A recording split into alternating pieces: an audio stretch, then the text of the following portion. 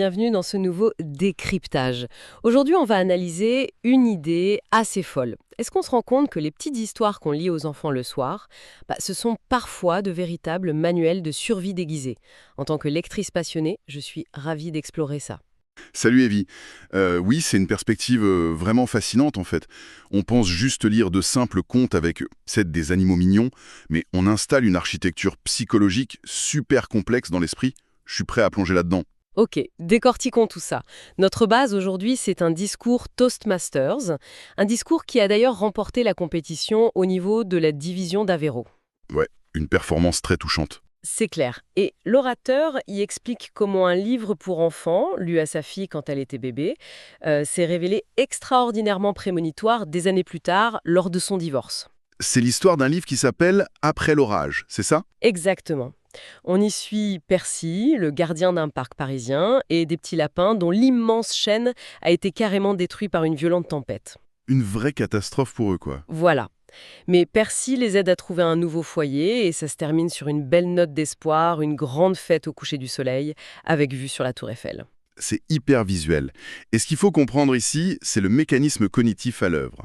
Pendant l'enfance de sa fille, Mariana, ce père a lu l'histoire des centaines de fois. Ah oui, le fameux rituel de l'histoire du soir, on connaît. C'est ça. Et le cerveau, face à la répétition de ce récit de désastre suivi d'une reconstruction, il crée ce qu'on appelle un échafaudage cognitif. Un échafaudage, genre une structure mentale. Exactement.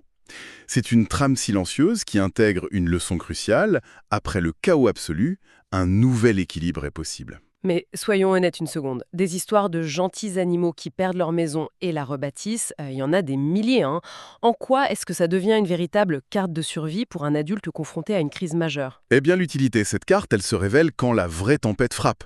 25 ans plus tard, le couple divorce. Ah, le fameux orage. Voilà. L'orateur décrit ce moment comme un effondrement total de ses fondations.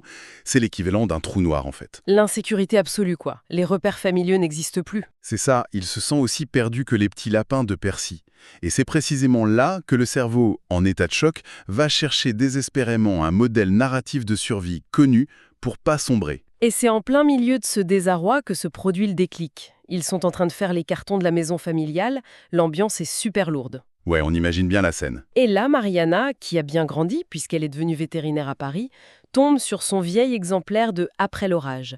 Elle l'ouvre et elle pousse un cri de surprise. Ah, le moment de révélation. C'est ça, elle réalise que le parc dessiné dans le livre de son enfance, il n'a rien d'imaginaire, c'est le parc Monceau. C'est fou. Le parc exact qu'elle traverse tous les jours pour aller travailler, et celui-là même où son père l'attend lors de ses visites à Paris. Ce qui est fascinant ici, c'est comment cette incroyable connexion spatio-temporelle va agir comme une bouée de sauvetage. Attends, je me fais l'avocate du diable.